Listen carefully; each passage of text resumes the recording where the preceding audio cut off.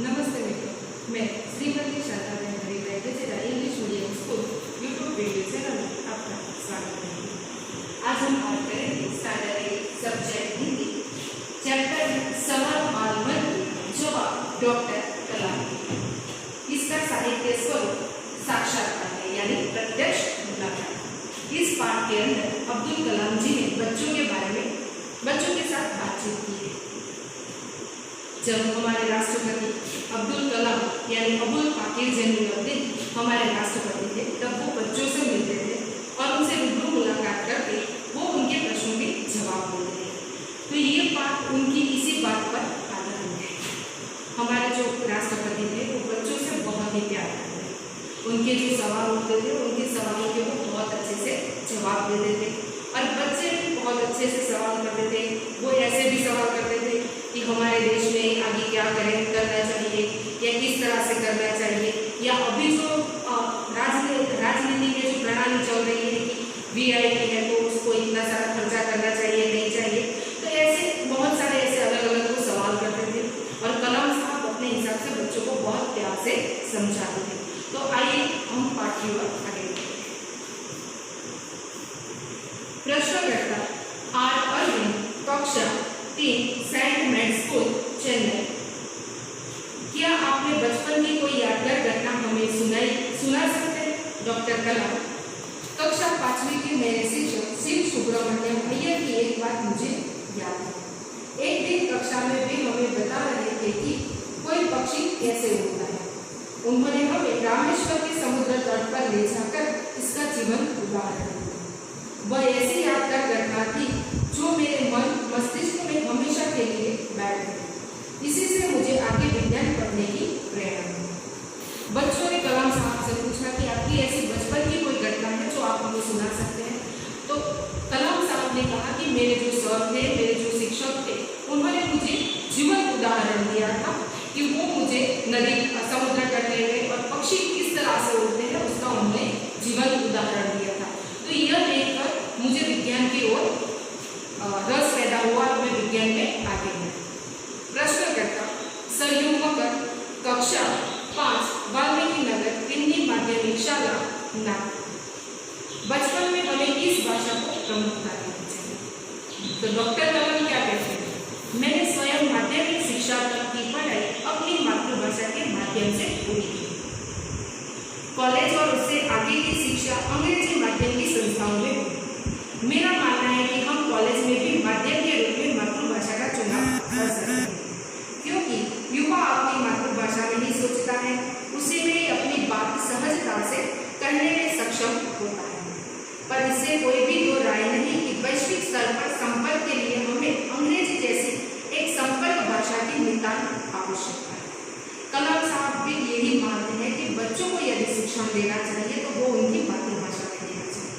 यदि बच्चों को हम बचपन से ही मातृभाषा में शिक्षण देंगे, बचपन का जो शिक्षण है वो हम मातृभाषा में देंगे, तो उससे बालक अपनी सोच अच्छी तरह से प्रकट कर सकता है। क्योंकि जो बच्चे होते हैं या बड़े होते हैं, जो सोचने का जो उनका तरीका होता है वो हमेशा अपनी मातृभाषा में ही सोचते हैं।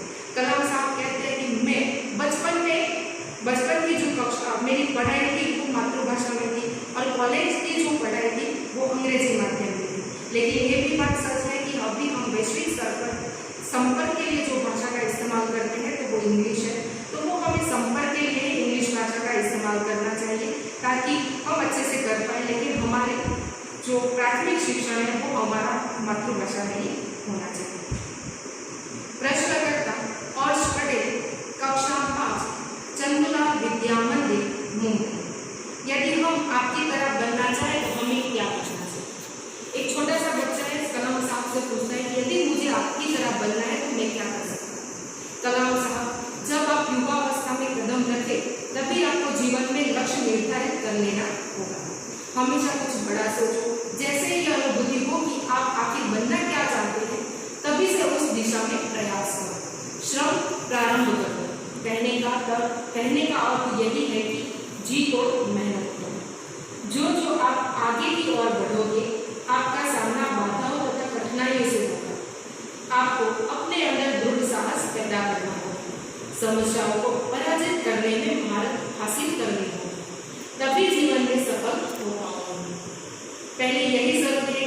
निरंतर ज्ञान अर्जित करो। कलाम साहब ने बहुत अच्छे से बच्चों को समझाया कि यदि आप मेरी तरह बनना चाहते हैं तो सबसे पहले आपको बहुत कठिन परिश्रम करना पड़ेगा, मेहनत करनी पड़ेगी। आप लक्ष्य की ओर आगे बढ़ते हो तो बहुत सारी समस्याएं आपके जीवन में आएगी, लेकिन उसी समस्याओं से आपको डरना नहीं है, आपको आगे बढ़ना है। और सबसे ज़्यादा जरूरी बात यह है कि आपको हमेशा निरंतर सीखते रहना चाहिए, कुछ न कुछ ज्ञान अर्जित करते रहना चाहिए। प्रश्नकर्ता चिराग जैन, कक्षा 7, बॉम्बे कैम्ब्रिज, अंधेरी, पश्चिम मुंबई। वो कौन सी बड़ी चुनौती है जिसका सामना हमें आज करना पड़ रहा है? डॉक्टर कलाम भारत को सन 2020 तक एक विकसित राष्ट्र के रूप में परिवर्तित करना और देश के 1 अरब से अधिक नागरिकों के चेहरे पर मुस्कान देना, यही राष्ट्र के सक्षम में सबसे बड़ी चुनौती है। प्रश्नकर्ता हर्ष चांदक, कक्षा 7, डॉक्टर एस राधाकृष्णन विद्यालय, मलाड, मुंबई। आपकी दृष्टि में साहस की परिभाषा है तो डॉक्टर कलाम क्या बताते हैं? अपनी जान की परवाह किए बिना दूसरों को संकट या आपदा से बचाना ही साहस। कलाम साहब ने बहुत अच्छे से बच्चों को समझाया कि कोई बच्चा मुसीबत में है तो अपने बारे में मत सोचो, उस बच्चे की जान बचाओ, तो यही उनकी भाषा में साहस है। प्रश्नकर्ता तरुण पटेल, कक्षा 8, स्वामीनारायण इंडिपेंडेंट स्कूल, लंदन। हम प्रवासी भारतीय मातृभाषा के प्रति गर्व की भावना कैसे विकसित करें? डॉक्टर कलाम भारतीय मूल का कोई भी व्यक्ति एक बृहद भारतीय परिवार का अंग है और उसे हमारे देश की सांस्कृतिक विरासत पर गर्व है। सौभाग्य से आप लोग ऐसी ही स्थिति में हैं कि अपनी मातृभाषा से अच्छी तरह से जुड़े हुए, और यही आपके लिए गौरव की बात है। प्रश्नकर्ता सत्यम, कक्षा 10, जिला स्कूल, मुंगेर।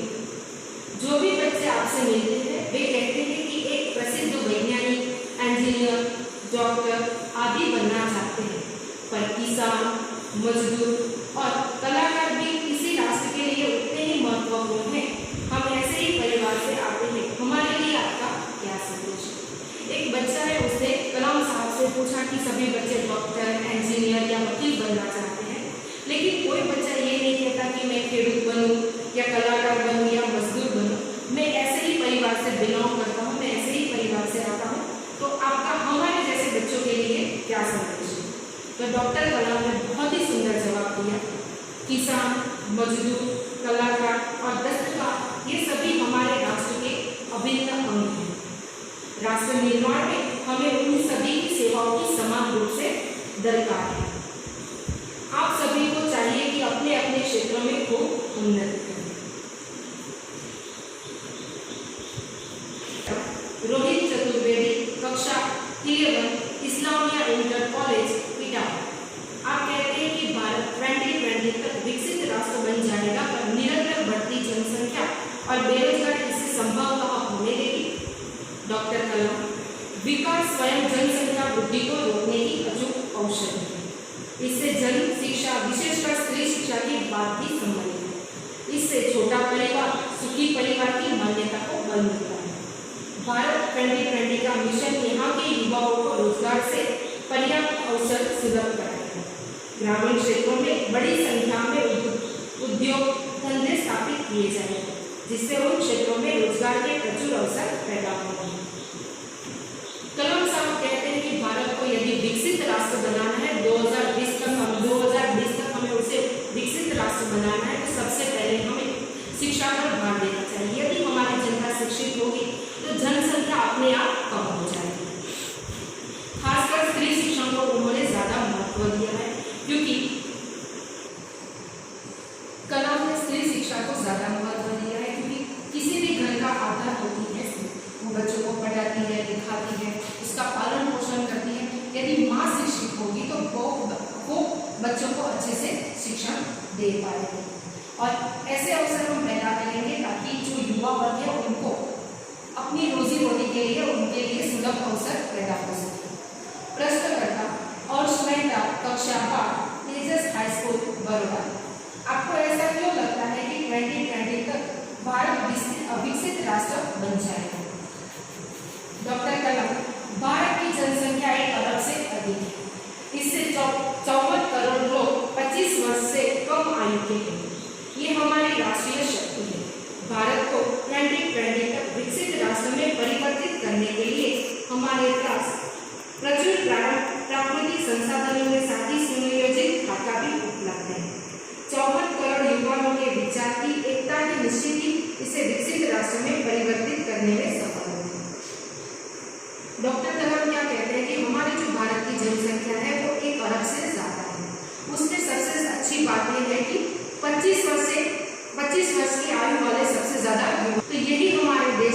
युवा शक्ति है, उनकी सोच, उनके विचार को हमारे देश की उन्नति के लिए सबसे ज़्यादा मायने रखते हैं, क्योंकि युवा जो होता है वो हमेशा उत्साहित होता है और उनके जरिए हमारे देश में बहुत सारे परिवर्तन हम ला सकते हैं। प्रश्नकर्ता एस कार्तिक, कक्षा 12, अमर ज्योति, इंग्लिश 2, बेंगलुरु। कई छात्रों में बड़े बड़े लक्ष्य होते हैं पर आर्थिक तथा अन्य समस्याओं के कारण वे इन्हें प्राप्त नहीं कर पाते। वे अपना लक्ष्य आखिर कैसे प्राप्त करें? डॉक्टर कलाम स्कूल में पढ़ाई में अच्छा प्रदर्शन करने पर छात्रवृत्ति प्राप्त होगी। साथ ही उच्च शिक्षा के लिए बैंकों से ऋण लेना हेतु पात्रता भी बनेगी। जीवन में ऊंचा लक्ष्य निर्धारित करने पर बाधाएं तो आती है, हमें कठोर परिश्रम और उत्कृष्ट कार्यों से इन्हें पराजित करना होगा। विघ्न बाधाओं से व्यक्ति को पराजित नहीं होना चाहिए। डॉक्टर कलाम ने बहुत अच्छे से जवाब दिया। उन्होंने कहा कि स्कूल की पढ़ाई के बाद अच्छे परसेंटेज आने पर हमें शिष्यवृत्ति मिलती है, यानी छात्रवृत्ति मिलती है। तो इससे बच्चे का पढ़ाई का जो आगे का खर्च है वो गवर्नमेंट लेती है, या छात्रवृत्ति जो मिलती है उसमें से उसे उसका पढ़ाई का खर्चा निकल सकता है। यदि आप 12 पास हो गए हो, 10th पास हो गए हो, उसके बाद यदि आपको आगे पढ़ना है, आपकी योग्यता है, तो बैंक आपको ऋण देती है और उसके जरिए आप पढ़ सकते हो। इन सब के अलावा भी एक बात ये भी है, यदि आपको पढ़ना है तो बहुत सारी आपको कठोर परिश्रम मेहनत करनी पड़ेगी। कठोर मेहनत करने के बाद जीवन में बहुत सारी बाधाएं भी आएगी, लेकिन इसका मतलब ये नहीं है कि आपको वहाँ से पीछे हटना है। आपको सतत मेहनत करनी है और आपको आगे बढ़ना है। प्रश्नकर्ता मिथुन के द्वितीय वर्ष बी लेवल AICTC अमृतापुरी। भारत को विकसित राष्ट्र बनाने में राजनीतिज्ञ की क्या भूमिका होनी चाहिए? डॉक्टर कलाम उसका क्या जवाब देते हैं? जिम्मेदार राजनीतिज्ञ दूरदर्शितापूर्ण नीतियां बनाता है। महात्मा गांधी ने निष्ठा के राजनीति के सिद्धांत को सत्य, अहिंसा तथा निस्वार्थ भाव में डालते हुए ब्रिटिश शासकों के विरुद्ध अपनी लड़ाई छेड़ी। वर्तमान राजनीतिज्ञ को अपने कठिन परिश्रम, उत्कृष्ट और पारदर्शी कार्यों से मार्गदर्शन देना होगा। साथ ही गरीबी रेखा से नीचे रह रहे लगभग 26 करोड़ भारतीयों के उत्थान के लिए भी कार्य करना होगा। कलाम साहब ये कहते हैं कि राजनीति कैसा होना चाहिए, तो वो दूरदर्शीपूर्ण, उसकी दृष्टि जो है वो दूरदर्शितापूर्ण होनी चाहिए। भविष्य में क्या करना है और किस तरह से करना है उसके निर्णय को इस तरह से ले ताकि आने वाले समय में वो उसका निर्णय बहुत ही अच्छा हो। उन्होंने उदाहरण भी दिया है कि महात्मा गांधी ने उन्होंने किस तरह से अंग्रेजों को हमारे देश से निकाला था। उनके पास न पैसा था न दौलत थी, फिर भी उनके पास क्या था? सत्य, अहिंसा और निस्वार्थ भाव। तो इनकी वजह से उन्होंने हमारे देश में से अंग्रेजों को निकाला। सबसे बड़ी बात यह है कि हमें अपने निर्णयों में पारदर्शिता रखनी चाहिए और मार्गदर्शन भी इस तरह से देना चाहिए ताकि युवा वर्ग जो है उनको अच्छी तरह से जीवन में आगे बढ़ने का एक नया प्रोविजन उन्हें प्राप्त हो। प्रश्नकर्ता सी नंदिता सुबी, तृतीय वर्ष MGI इंस्टीट्यूट, चेन्नई।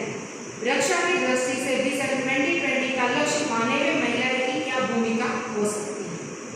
डॉक्टर कलाम विजन 2020 में रक्षा अनुप्रयोग के क्षेत्र की महत्वपूर्ण प्रायोगिक के विकास पर विचार किया गया है। राष्ट्रीय सुरक्षा की बात भी विजन 2020 का एक अभिन्न अंग है। सशस्त्र सेनाओं में नियुक्ति के लिए पुरुष और महिला के आधार पर कोई भेदभाव नहीं किया जाता। तीनों सेनाओं में पर्याप्त महिला अधिकारी नियुक्त हैं। राष्ट्रीय रक्षा क्षमताओं में वृद्धि के लिए महिलाएं उच्च स्तरीय सामरिक सेना बहुगुणित उपकरणों पर कार्य करके भी अपना सहयोग दे सकते हैं। डॉक्टर कलाम साहब ये कहते हैं कि यदि हमें महिलाओं के बारे में सोचना चाहिए तो महिलाएं भी इस तरह से, अभी तीनों सेनाओं में हमारी महिलाएं शामिल हैं, वो भी जीवन में बहुत आगे बढ़ती है। अभी उनको पुरुष और औरत का कोई भेदभाव हमें हमारे देश में नहीं रखना चाहिए, उनको हर क्षेत्र में आगे बढ़ना चाहिए। प्रश्नकर्ता जोधपुर दौर पर डॉक्टर कलाम से एक बच्चे द्वारा पूछा गया प्रश्न, क्या हम अतिथि विशिष्ट व्यक्तियों के दौर पर रहे हो और अनावश्यक खर्च हम नहीं कर सकते? डॉक्टर कलाम, तुमने इस मंच पर एक बड़ी सी कुर्सी देखी होगी, वह कुर्सी अब यहाँ पर नहीं है। ठीक ऐसा ही अनुत्पादक चीजों पर हो रहे अनावश्यक खर्च भविष्य में बच्चे को समझाया कि आप मेज पर जो कुर्सी देख रहे हो वो अभी ठीक बाद में नहीं है।